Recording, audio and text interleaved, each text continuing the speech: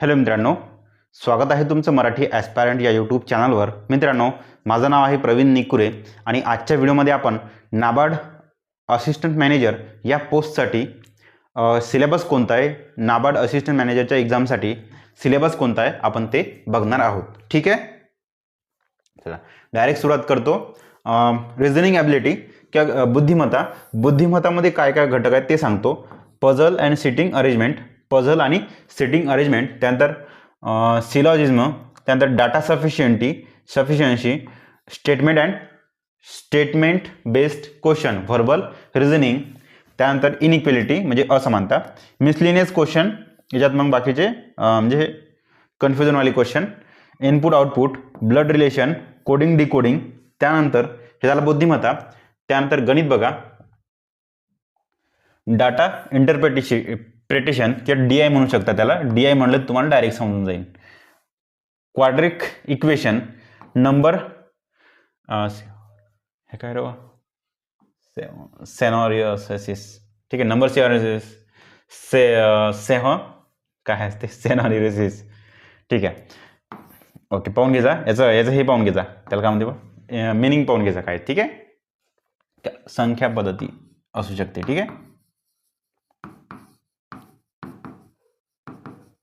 संख्या पद्धती राहू शकते, कारण की या नावाने आपल्या कोणत्याही गणिताच्या पुस्तकामध्ये या नावाचं चॅप्टर नाही, त्यामुळे म्हणतो तुम्हाला इथे.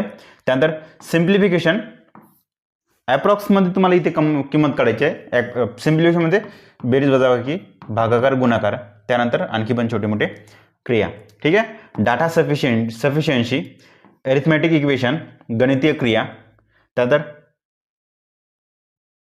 सिम्प्लिफिकेशन म्हणजे काय, तर हे आपलं ते त्याला काय सरळ रूप द्या, आणि अरिथमॅटिक इक्वेशन म्हणजे हेच होते प्लस मायनस भागाकार गुणाकार. ठीक आहे, हे दोन्ही पण जवळपास सारखेच आहे.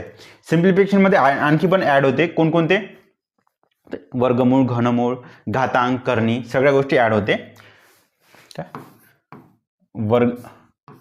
वर्गमूळ, घनमूळ, घनवर्ग, घातांक, करणी, सगळ्या गोष्टी ते ॲड होते. ठीक आहे,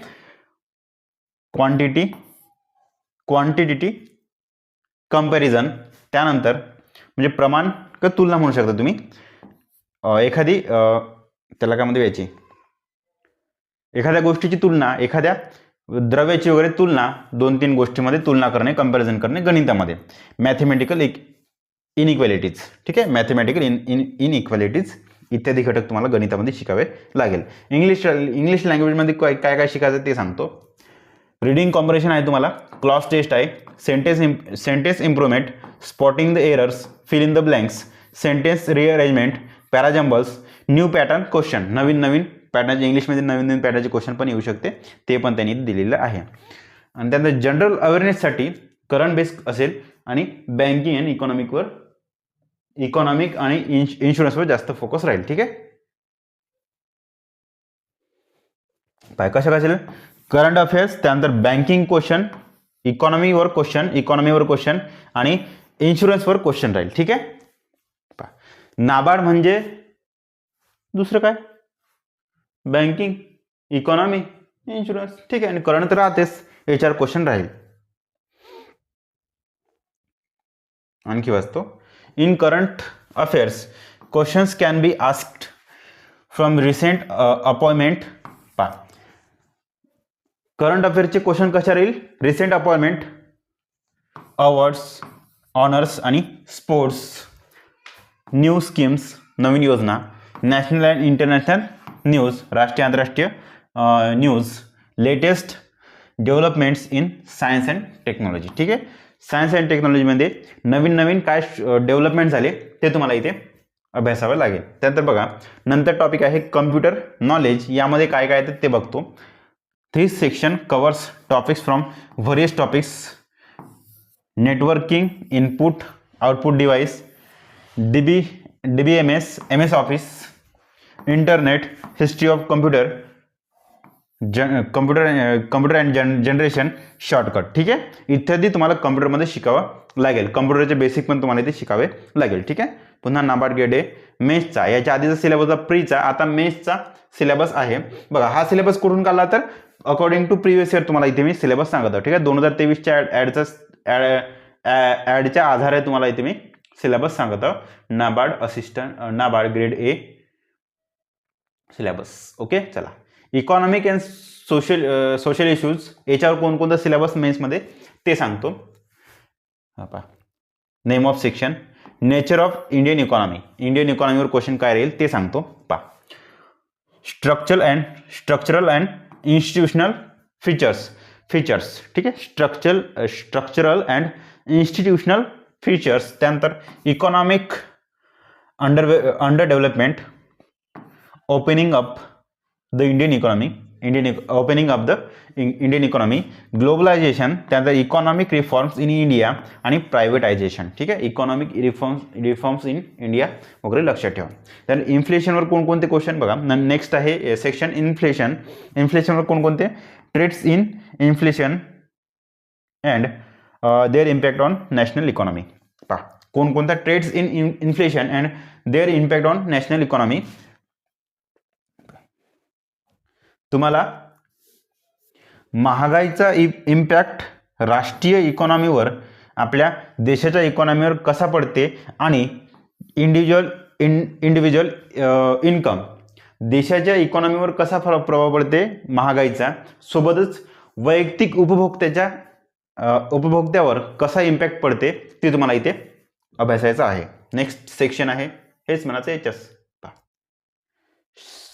सामाजिक मुद्द्यांवरचा नेक्स्ट सेक्शन पहा.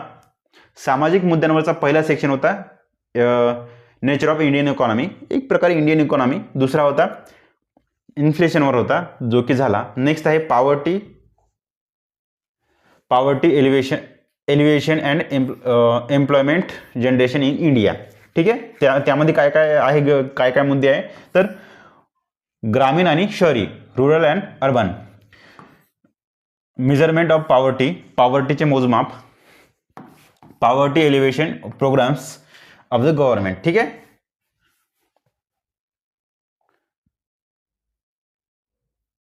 म्हणजे हा जो मुद्दा होता तो पॉवर्टी किंवा बेकारी, बेरोजगारी, पॉवर्टी म्हणजे गरिबी, थोडं चुकलं ते.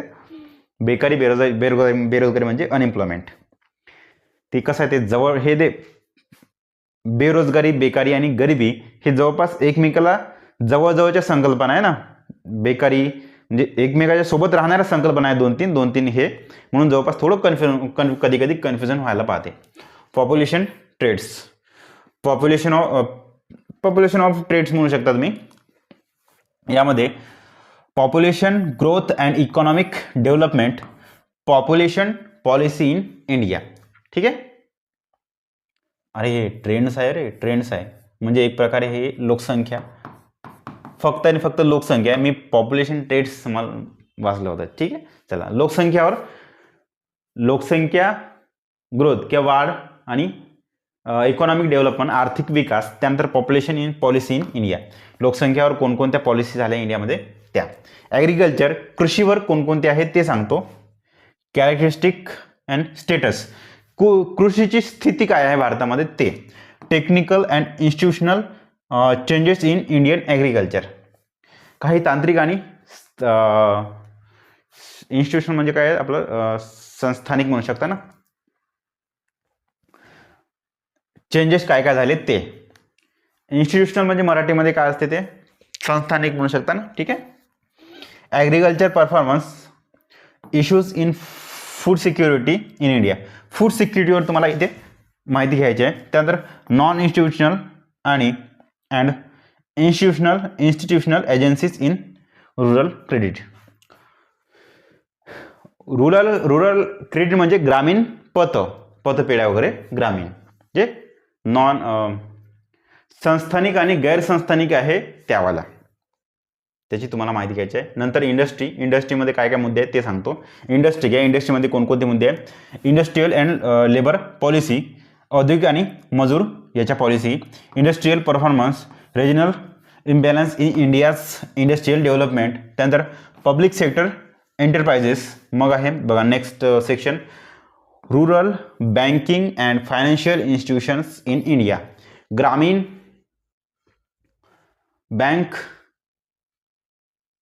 म्हणजे बँक व्यवसाय आणि फायनान्शियल इन्स्टिट्यूशन इन इंडिया. आर्थिक संस्था, ठीक आहे.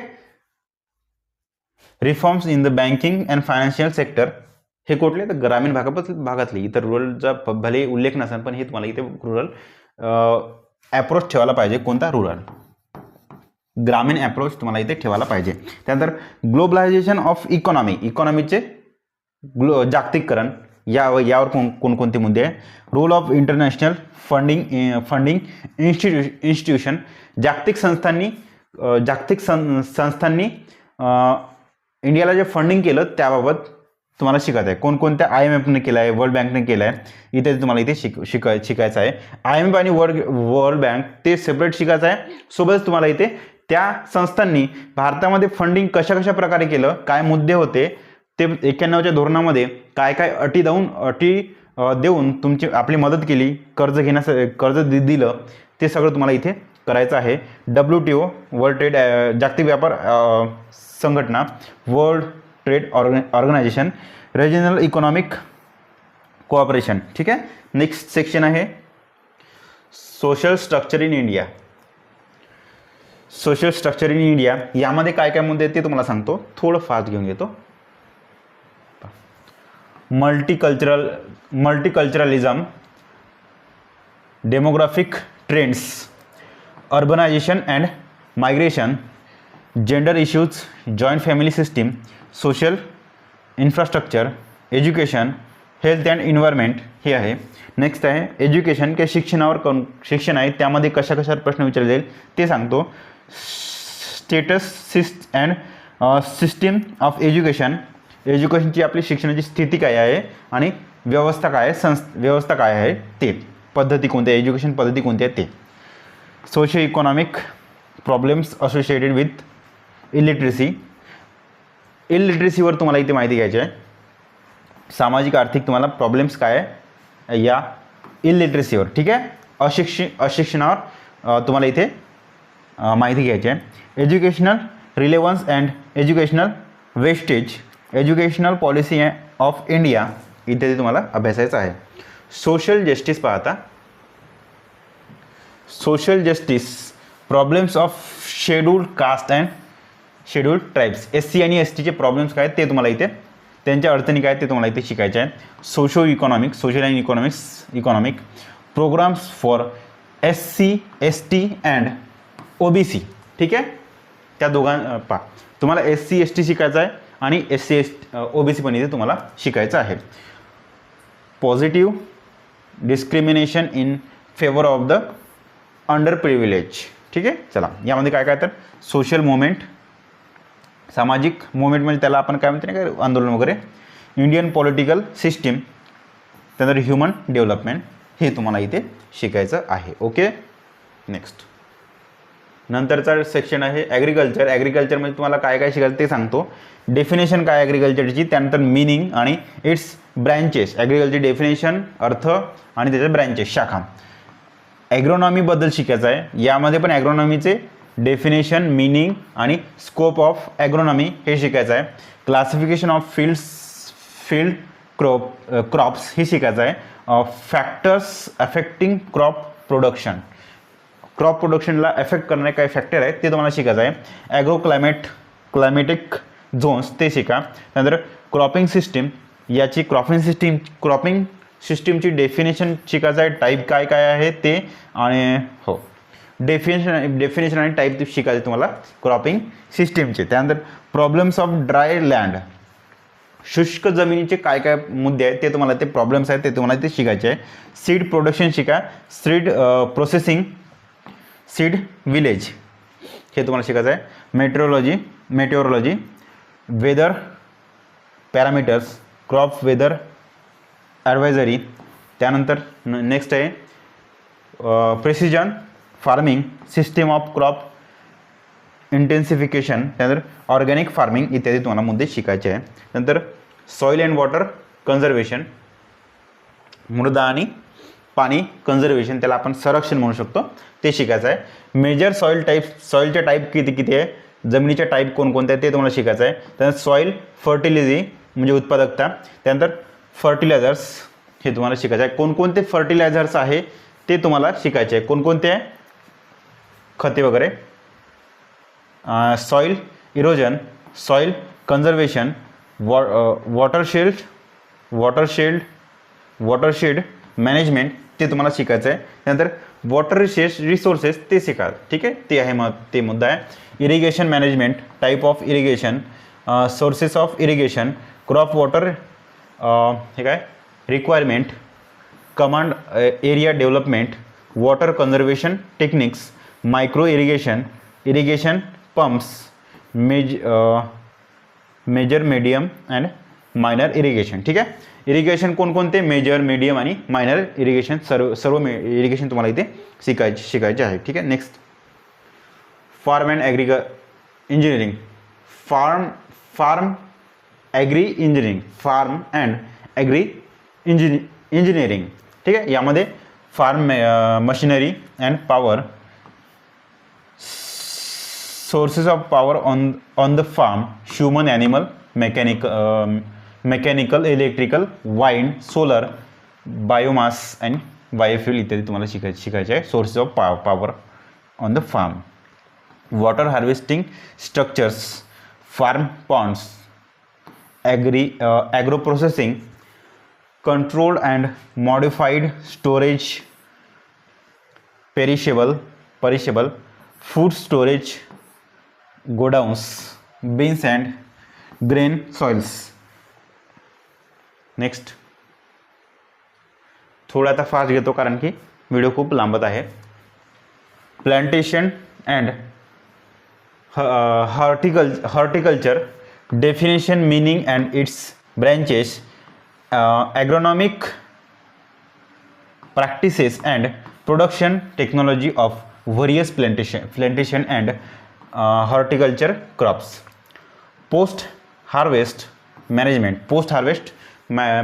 म्हणजे काय, नंतर काय value and supply chain management of plantation and horticulture crops.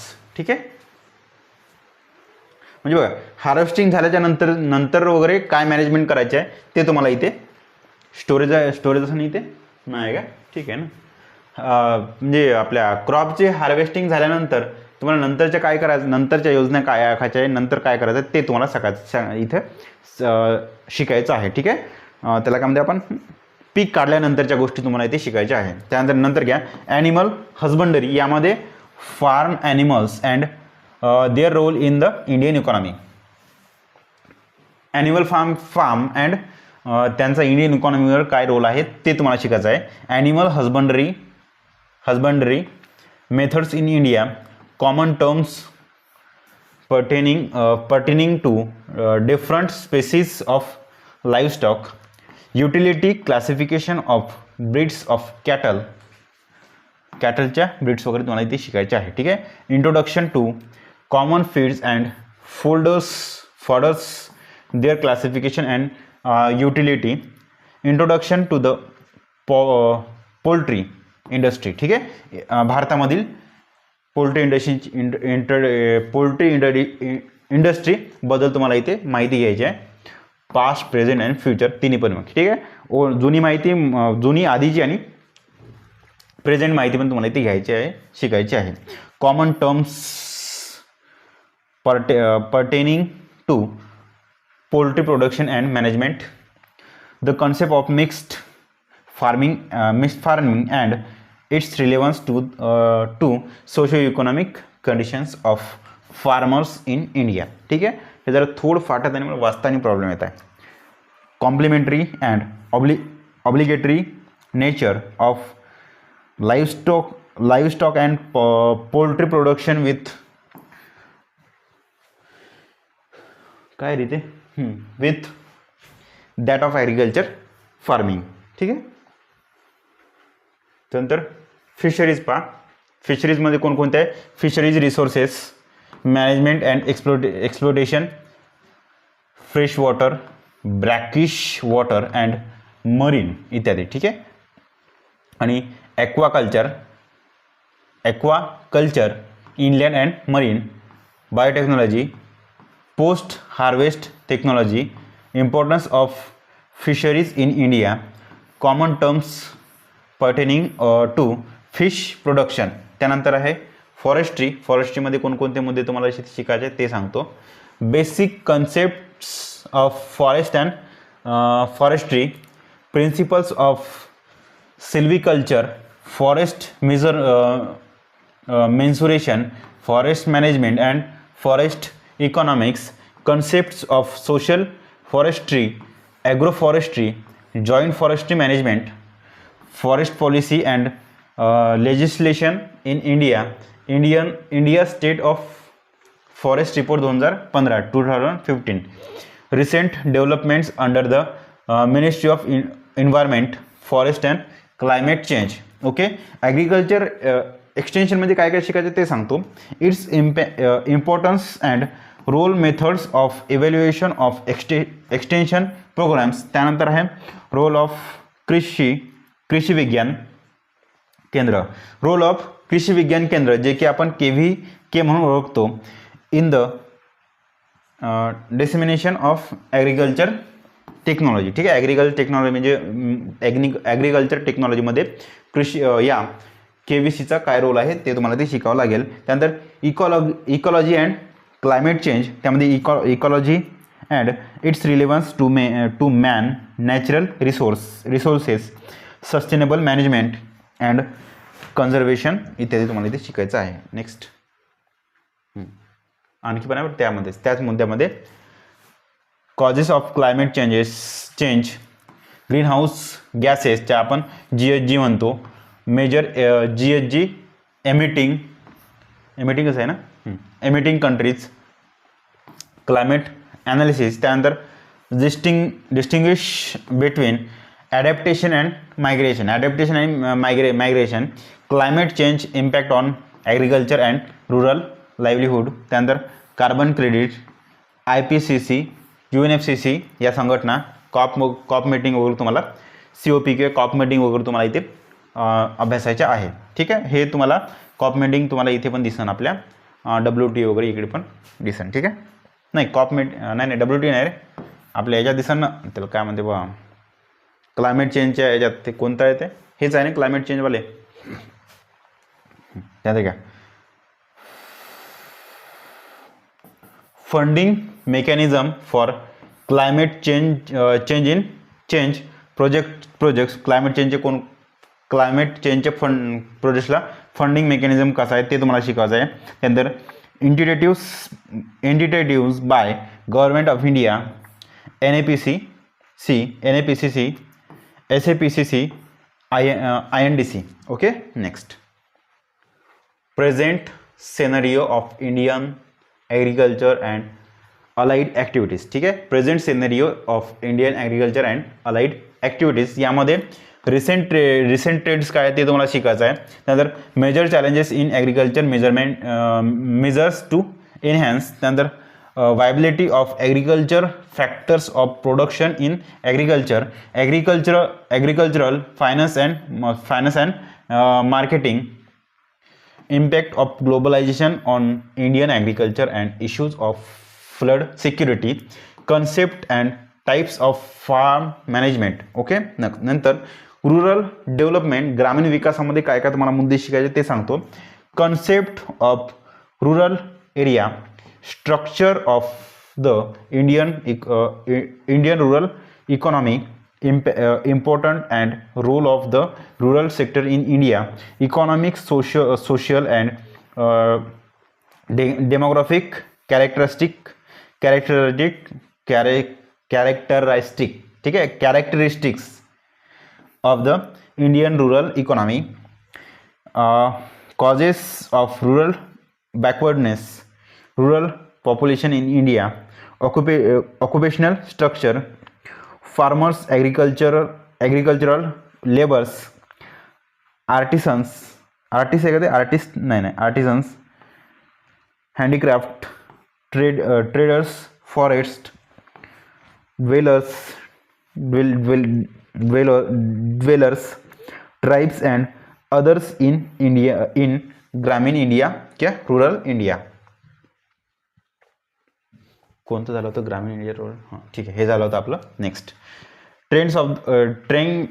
Trends of change in rural population and rural workforce, problems and conditions of rural labour, issues and challenges in handlooms, panchayat raj institutions function and working. तुम्हाला पंचायत राजाविषयी माहिती इथे घ्यायची आहे.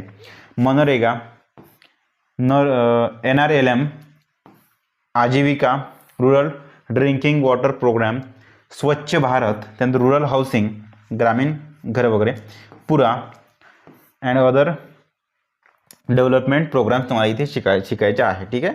हे मस्त interesting आहे. मनरेगा झालं, पुरा झालं, हे वाचायला इंटरेस्टिंग आहे ते. संपला इथे सिलेबस. तर आशा करतो मित्रांनो व्हिडिओ जरा लंबा झाला आहे, कारण की सिलेबस अगदी तुम्हाला डिटेलमध्ये मी इथे सांगितलेलं आहे, डिटेलमध्ये वर्णन केलेलं आहे. कोणकोणत्या घटकासाठी कोणकोणते छोटे छोटे मुद्दे सब पॉईंट म्हणतात ते सगळे तुमच्यासोबत मी इथे डिस्कस केले आहे. व्हिडिओ मोठा झाला आहे. ओके. आणि हां, जर व्हिडिओ आवडला असेल तर एक छोटासा लाईक करा आणि त्याला काय म्हणजे आपण शेअर करत चला. ठीक आहे. व्हिडिओजला माझ्या शेअर करत चला. हा पण व्हिडिओ शेअर करा जे कोणी तुमच्या जवळचे व्यक्ती या पोस्टसाठी स्टडी करत असेल तर. ठीक आहे. आशा करतो व्हिडिओ हो. थँक्यू.